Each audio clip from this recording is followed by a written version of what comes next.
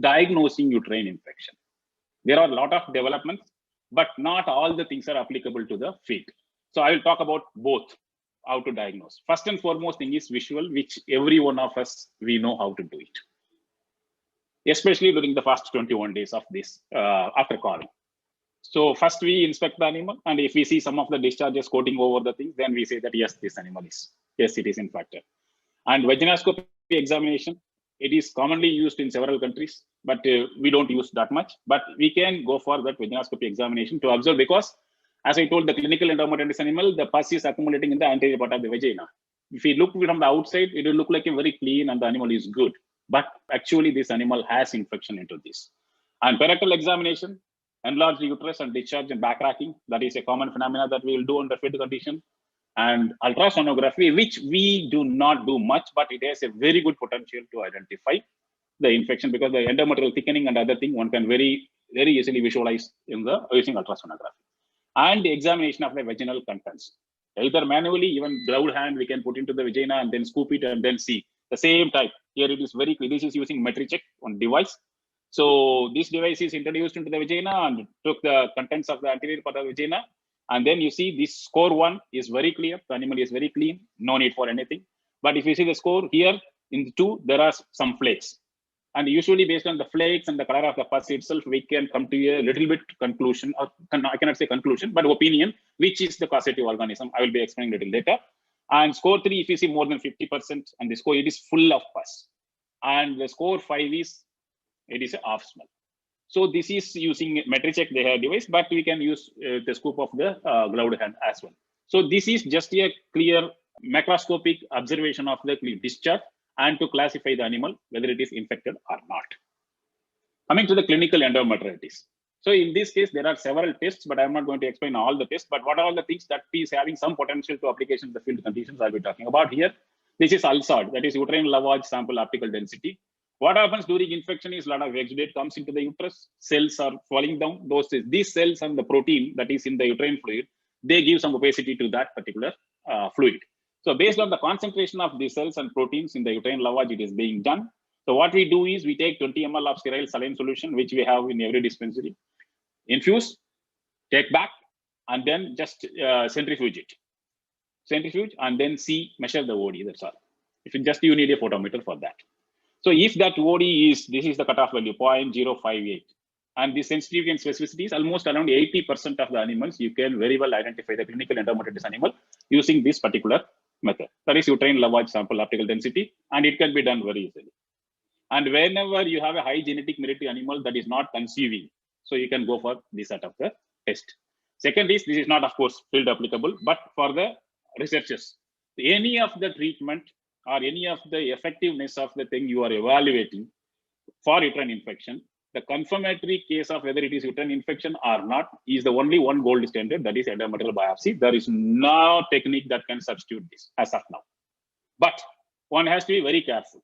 I have done a lot of endometrial biopsy. See this scissors and other things, it is a bit lengthy. But one has to be very careful where from you are taking the tissue, and without damaging the endometrium, one has to take. Otherwise, for an inexperienced person, endometrial biopsy is not advocated because the process itself may cause uterine infection. But to culminate, to say that whether it is effective or whether the animal is infected or not for a concrete finding of the research, this is the ultimate technique. Under field conditions, yes, there are some corroborative techniques which can be used as an alternate to some extent. We cannot replace the biopsy. So alternate to some extent of the biopsy is cytobrush cytology. These cytobrushes are available in India. Human cytobrushes are available very well. I have used a lot of these cytobrush. So this cytobrush can be modified to use in case of cows, and just it has to be introduced as you are introducing intrauterine in the sheath and with a protective cover, and then get into the uterus, just roll on the hand in the uterus, hold the uterine horn, and then just circulate 1 or 2 circulations on the endometrium, and then take back. Just we have to go for a GMSA staining or field staining or whatever the stain that is available with you. Just our aim is to count the neutrophil in the cytology smear. So if it is more than 5% at particular point or more than 10%, which I have explained to you earlier, or 18%, then we can say that this is the endometrial, means the animal is affected with a subclinical endometritis. This is universally accepted. Many countries are using this particular thing, but in our country we have to yet to take up much. And when we are working on buffaloes, we found that was difficult because the length of the cytobrush and other things, it was not suitable for buffaloes because the length is small, and the length we need small rather than the big lengthy one. And one more thing is buffalo, the uterus are coiled, so we need to straighten those tubes, and then we have to go for it. So sometimes if we use that kind of method which we use for cattle, there is every chance that inexperienced person may pierce through also uterine. So for that reason, we have devised, this is the beautiful blue sheath. It was used for insemination of liquid semen in case of cattle. So we modified this one and then put it to this cytobrush, and then very easily, without much damage, you can get through the cervix and then go to the right point of collection, and automatically other procedures are same. But this is a modified for buffaloes, and this we find it is the most useful in detecting the animals, especially when the animal is not conceiving very regularly, means repeat breeder and other criteria. We can go for cytology, and even we have developed a technique not to go for even cytobrush, just to aspirate the uterine fluid and then study the endometrial epithelial cells. That itself is going to, even you need not to have cytobrush. Then also you can diagnose the subclinical endometritis. And this you all know very well, but still I am explaining because this is one very good test that can be very well used under field conditions at any places, because you do not need any equipment for this. Only you need only test tube and then some binding, that's all. So this is Whiteside test. It is almost some 1960s onwards it was being spoken, and now also people use this Whiteside test. So what we do here is collect the cervicovaginal or uterine lavage, whatever the thing that you can make it, take 1 ml of that particular discharge, and then add 1 ml of 5% NaOH or KOH, whatever the thing that is, potassium hydroxide or sodium hydroxide, heat up to boiling point, and this is the end point. If the color turns into yellow, then it is subclinically infected. And if it is a little bit this color, light yellow or straw color something, then it is a mild. If it is white, then there is no subclinical endometritis. So one can rule out the repeat breeder, the cause of subclinical uterine infection using this particular technique, and it can be very well done at any place, even at farmer's place also.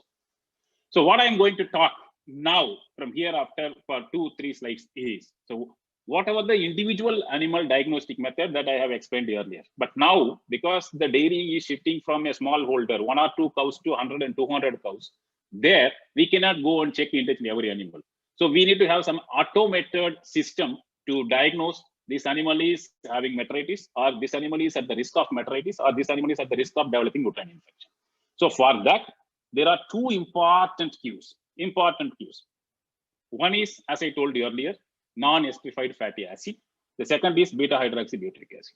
Invariably, 80 to 90% of the animal who are developing postpartum uterine infection have the high levels of NEFA. And before calving itself, I mean to say, by using these, so one can predict, yes, this animal is having at the risk of uterine infection, please take care of that animal, otherwise she will have to suffer with the uterine infection. So that is possible now. So these NEFA and BHBA, so they are 2. And when you have an automated system, even some of the behavior like feeding behavior or lying behavior, they can also identify the animals that are at the risk of developing uterine infection. And this is what I was telling in the earlier slides, biochemical cues. If you see, there is one alkaline phosphatase that we are trying to develop kit based on this particular thing, based on for identification of subclinical uterine infection in case of buffaloes as well as cattle. But already there are some kits that are available to estimate, just like our blood meter, what we see in case of human being, there are meters available for BHBA check. This will clearly say that this animal is having high elevated level of BHBA. That means this animal is a problematic. So these are all point of check at the cow side itself. One can very easily diagnose. And one more test is available, leukocyte esterase reagent test. These are the test strips that can be used to identify the subclinical animal based on the use in uterine fluid or the cervicovaginal discharge. So these are all the techniques that are available and are being practiced, of course, in abroad. And this is for research purpose. There are some proteins which are available at that particular animal when it is having subclinical uterine infection. Invariably, this has been checked in more 25-30 animals for this particular protein, and we could find yes. So based on this, we can try and develop a lateral flow device like human pregnancy diagnosis kit. If the protein is too bad, then it is positive for subclinical endometritis. If it is not, then it is a normal. But it is in the research level and it is yet to take up.